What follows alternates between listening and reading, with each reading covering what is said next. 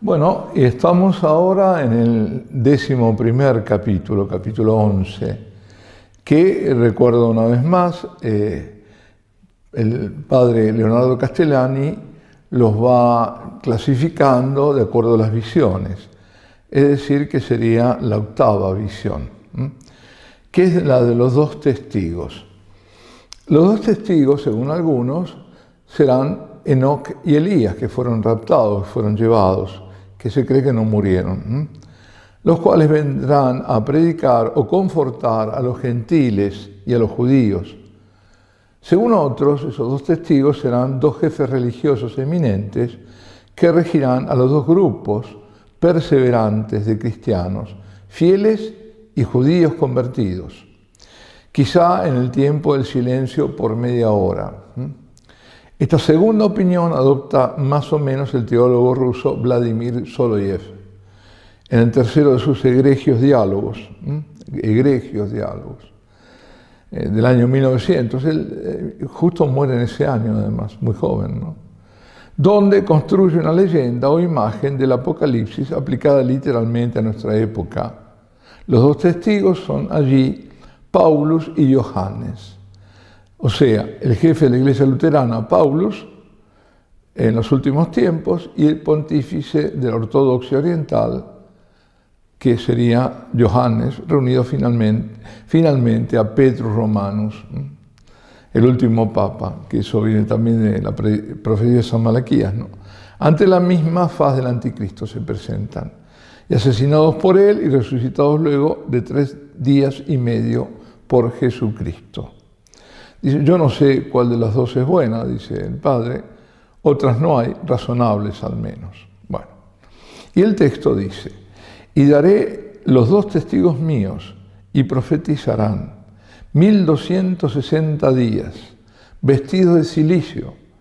Estos son los dos olivos y los dos candelabros de pie ante el Señor de la tierra.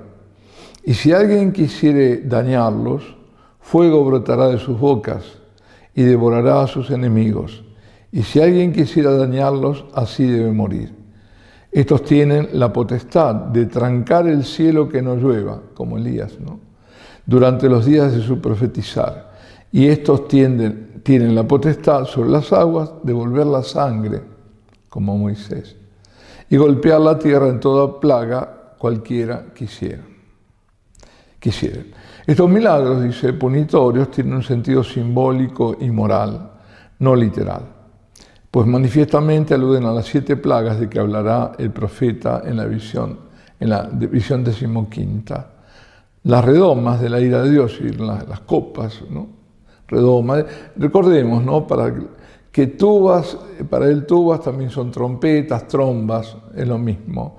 Fialas, redomas son las copas, las redomas de la ira de Dios sobre los malvados, la copa de la ira colma, suscitadas por la sangre y las oraciones de los santos. Es decir, son ellos los que piden que Dios haga justicia. Los símbolos están tomados de lo que hizo Elías, herir la tierra de sequía, y Moisés, las 7 plagas de Egipto, lo que decía además la sangre y demás.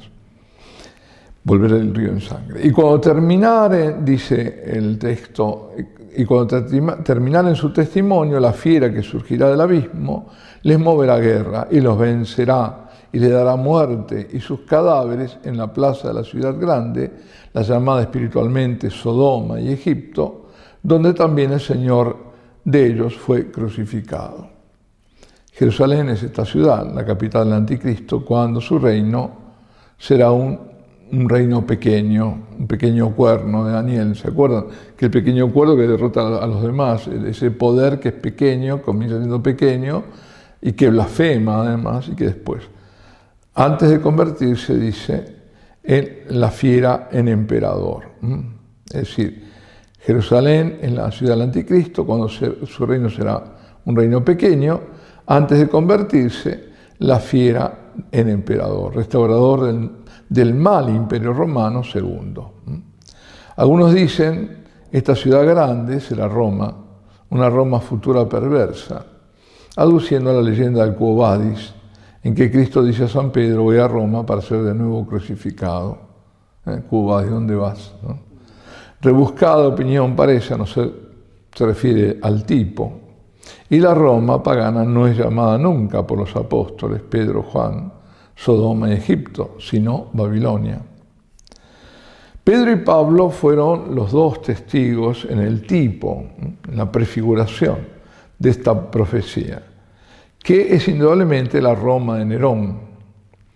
Juan tomó los elementos con que compuso su Apocalipsis de las cosas y sucesos contemporáneos, como es uso de todos los profetas. E incluso el número del anticristo, 666, es probablemente el nombre del primer anticristo, Nerón, porque es Nero, César, con las letras hebreas, en hebreo, como cada letra responde un número, como en los romanos cada letra responde un número. No tenían la numeración que vino después, creo que en el siglo IX, ¿no? Con los árabes. Tenían solo letras. Y bueno, esas letras, si uno pone Nero, César y suma, da 666, porque cada letra es un número, ¿no? Muy bien. Y verán, dice el texto, los de toda tribu y pueblos y lenguas y razas, los cadáveres de ellos por 3 días y medio, de los dos testigos, ¿no? Y no dejarán los cadáveres de ellos ser puestos en sepulcros. Y los habitantes de la tierra se gozarán y felicitarán y mandarán dádivas mutuas, porque estos dos profetas molestaron a los habitantes de la tierra. Es decir, es tan grande el pecado que estos eran un incordio, los molestaba, los fastidiaba, constantemente mostrándoles cuáles son sus pecados. Entonces hacen fiesta. La visión alude pues a la persecución universal y la última apostasía, molestada por el testimonio a Cristo de los dos santos.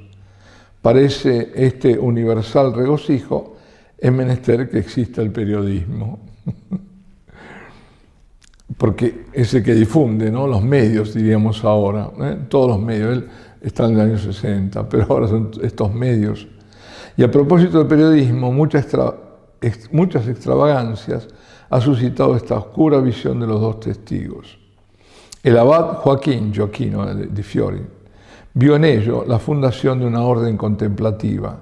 Los fraticelli medievales, las dos órdenes mendicantes, la franciscana y la dominica, o bien vieron ellos, o las dos ramas de los franciscanos. Alcázar, el Nuevo y Viejo Testamento. Bossuet, las fuerzas colectivas del cristianismo. En cuanto a los alegoristas, como el padre Aló, se desparraman como inundación. Es toda la iglesia junta, de donde Jerusalén es todo el mundo, y la fila del abismo es el imperio romano. Y la resurrección de los dos testigos es la resurrección universal. Así cualquiera interpreta, es pintar como querer, ¿no? Como se quiere. El alegorismo contemporáneo no es exégesis, sino fantasía. Y evacúa la profecía de dentro de la Escritura, convirtiéndola en mala poesía, propia de este tiempo de crisis de la fe y de la poesía. Y dice luego el texto, y oyeron una voz grande del cielo diciendo, ascended aquí. Y ascendieron al cielo en una nube, y los vieron sus enemigos, y en aquella hora sucedió un terremoto grande, y cayó de la ciudad 1/10, y murieron en el terremoto nombres de gente 7.000, y los restantes se espantaron y dieron gloria a Dios. El segundo guay pasó, es decir, el segundo ay, y el tercero viene pronto. Fueron llevados, ¿no? O bien sucederá esto literalmente, o bien es un símbolo del triunfo moral de los santos mártires.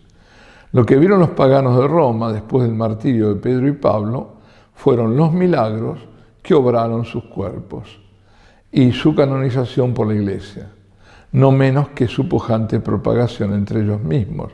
Dieron gloria a Dios.